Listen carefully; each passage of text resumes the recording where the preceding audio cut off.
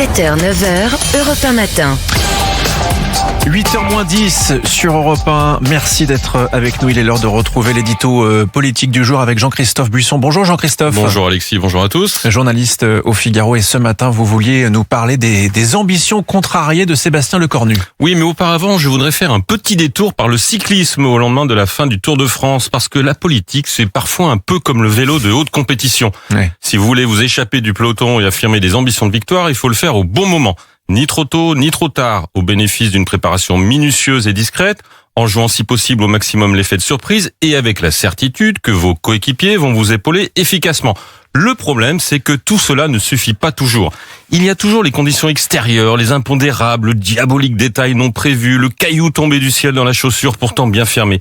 On a encore tous en tête la chute de l'Américain Sepp Kuss samedi dernier alors qu'il allait remporter l'étape mythique de l'Alpe d'Huez en solitaire. Eh bien, le Premier ministre, Sébastien Lecornu, depuis quelques jours, a sans doute le sentiment de vivre la même chose. Tout semblait bien parti pour réussir son début d'échappée, et puis soudain, l'accident imprévu. En l'occurrence pour lui, les dramatiques feux de forêt qui ravagent la Gironde et les Landes depuis une semaine. Expliquez-nous tout cela, Jean-Christophe. Eh bien, depuis quelques jours, face à la perspective croissante d'un second tour de l'élection présidentielle entre Marine Le Pen et Jean-Luc Mélenchon, avec la bonne dynamique du chef des Insoumis et le tassement des intentions de vote pour les candidats du bloc central comme Gabriel Attal ou Édouard Philippe, l'hypothèse de voir le Premier ministre se lancer dans la course ne cessait de grandir. Un jour, c'était un sondage où des sympathisants du parti présidentiel disaient le préférer majoritairement aux deux anciens premiers ministres. Le lendemain, c'était une grande interview à la fois politique et personnelle dans Paris Match qui ressemblait à s'y méprendre à un ballon d'essai lancé dans l'opinion publique. Un autre jour, c'était des proches d'Emmanuel Macron qui laissaient entendre qu'il était le favori du président, ce qui n'est d'ailleurs pas forcément un atout. Bref, à la veille du dernier Conseil des ministres avant quelques semaines de repos, il paraissait évident que tout le monde allait partir avec cette petite musique dans la tête. Et si c'était lui? Après tout, son bilan à Matignon n'est pas si mauvais. Apprécié du centre, négociateur habile, il ne s'est pas mis trop de monde à dos à droite, sa famille d'origine vers laquelle il a envoyé des messages forts ces derniers temps.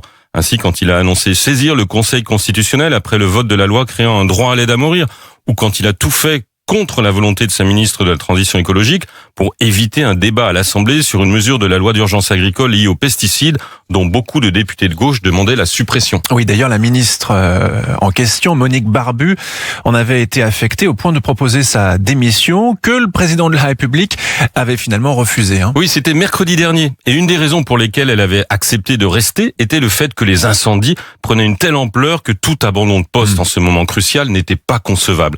Mais ces feux ont une autre conséquence directe sur Sébastien Lecornu.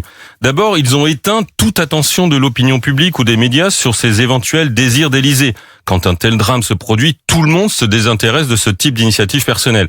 Le Premier ministre lui-même, et c'est à son honneur, n'y songe même plus tant il est concentré sur la tragédie en cours. Le problème est que plus le feu progresse, plus son image se ternit. De partout fusent les critiques sur la gestion de ce drame national. À gauche, à droite, chez LFI, chez les écolos, au RN, ce ne sont hélas pas des trompes d'eau mais de blâmes qui se déversent sur lui et son gouvernement, notamment sur le ministre de l'Intérieur, Laurent Nunez, à qui on reproche, à tort ou à raison, de ne pas avoir pris assez tôt la mesure de la catastrophe. Résultat, le Conseil des ministres de ce matin, à l'issue duquel tout le monde aurait dû repartir avec un beau sourire en souhaitant de bonnes vacances, va sans doute ressembler à une réunion de crise. Avec des consignes peut-être seulement écrites, si le Premier ministre est encore aphone, comme il l'était hier à Saint-Étienne-du-Rouvray, où il n'a pas pu prendre lui-même la parole lors de la commémoration du 10e anniversaire de l'assassinat du père Hamel par un islamiste. Un freudien vous dirait que la voie pour Lecornu était si étroite pour se faufiler dans une échappée présidentielle qu'il a fini par la perdre. Affaire à suivre, donc. Merci beaucoup, Jean-Christophe Buisson. C'était votre édito. Je rappelle que vous êtes journaliste au Figaro et que cet édito, il est à retrouver sur europe1.fr. Merci à tous d'écouter Europe 1 matin 7h54. Restez bien avec nous dans quelques instants. À 8h12, il y aura la grande interview Europe 1 CNews avec Othman Nasrou, le secrétaire général des Républicains. Et puis votre journal arrive, la météo et le saint du jour. À tout de suite sur Europe 1. 7h, 9h.